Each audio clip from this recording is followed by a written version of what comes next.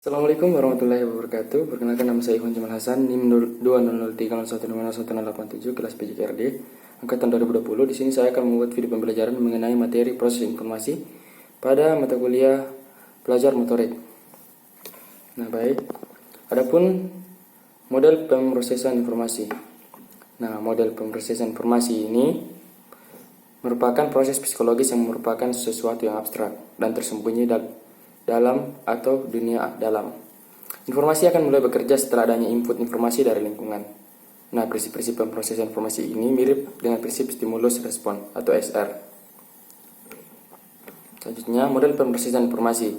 Nah, mulai dari input atau signal yang kemudian terproses atau terjadi pemrosesan pada manusia, kemudian terjadi output atau respon gerak. Misalnya di dalam otak kita berpikir akan melakukan sesuatu hal, kemudian berpikir, lalu kita meresponnya dengan bergerak. Misalnya kita ingin pergi ke suatu tempat, kita ingin berjalan, kita ingin berlari, contohnya seperti itu.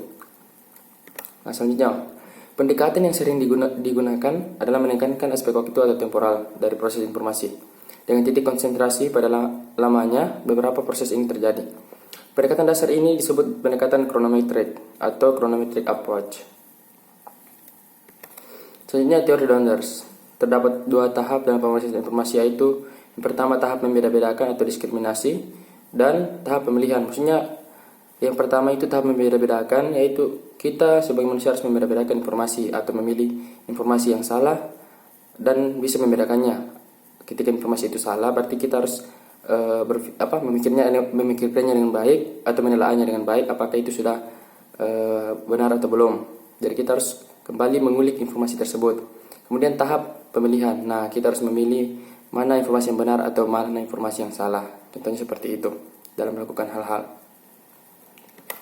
Selanjutnya, menurut Schmidt pada tahun 1988 membagi tahap pemrosesan informasi menjadi dua, yaitu serial dan paralel.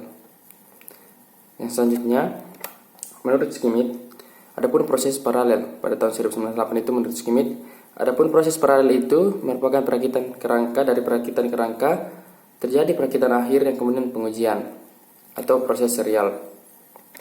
Selanjutnya, pengembangan model pemrosesan informasi, yaitu yang pertama kita mendapat sebuah input atau rangsangan, dan rangsangan itu kemudian diidentifikasi. Selanjutnya kita menyeleksi respon tersebut dan terjadi pemrograman respon tersebut, lalu terjadinya output atau gerak.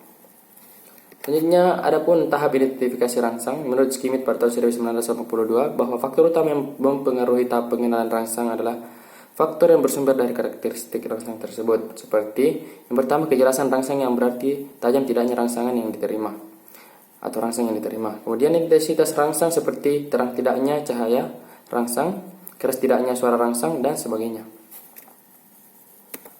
Nah, adapun pada tahap identifikasi rangsang ini, adapun persoalan yang dihadapi adalah rangsang yang masuk ke satu sistem biasa jarang sekali dikenali.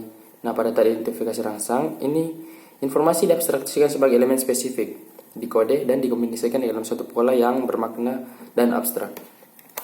Selanjutnya, tahap seleksi respon. Kemudian tahap seleksi atau tahap pengenalan rangsang ini berakhir pada maka tahap selanjutnya adalah memilih respon yang tepat. Sebagai akibat dari perkembangannya hasil penelitian, maka Hicks pada tahun 1952 telah menghasilkan sebuah hukum yang berbunyi, waktu reaksi memilih respon meningkat konstan atau sekitar 150 mDetik. Pada setiap kali jumlah alternatif respon meningkat 2 kali. Nah, tentunya ketika kita ingin merespon sesuatu hal, di dalam otak kita itu bekerja sangat keras. Bekerja berputar untuk berpikir menerima respon dari luar. Nah, adapun tahap pemrograman respon ini diawali dari setelah terjadinya identifikasi rangsang dan seleksi respon. Maka tahap berikutnya adalah mengorganisasi informasi yang diperoleh untuk mewujudkannya dalam bentuk gerak atau perilaku nyata. Nah, proses ini terjadi pada tahap pemrograman respon dan biasanya sangat kompleks. Ya, kembali lagi, pada saat kita akan bergerak, kita tidak bergerak secara semena-mena begitu. Maksudnya, ketika kita akan bergerak, tentunya akan melalui rangsangan tersebut yang diolah di otak, yang kemudian direspon, lalu diprogram, kemudian di output atau ditampilkan secara nyata atau dilakukan secara nyata. Selanjutnya, kerangka memori. Suatu sistem yang dianggap dapat menyimpan informasi dan tempat pemrosesan informasi untuk dapat diproses pada waktu berikutnya disebut dengan memori. Nah, selanjutnya kerangka memori ini secara konseptual dilukiskan seumpama kotak, di mana di dalamnya disimpan berbagai hal yang menampung informasi yang berpindah dari satu kotak ke kotak yang lain.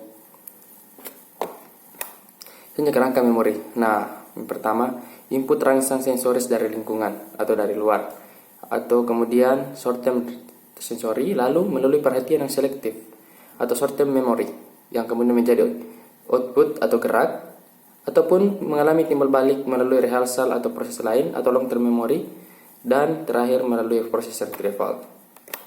Selanjutnya short term sensory store. Sistem ini berfungsi untuk menyimpan sejumlah besar informasi yang diterima dalam waktu yang singkat. Adapun kompartemen dari sistem ini menerima tanpa mencatatnya dan dalam waktu yang singkat akan hilang karena penambahan informasi yang baru.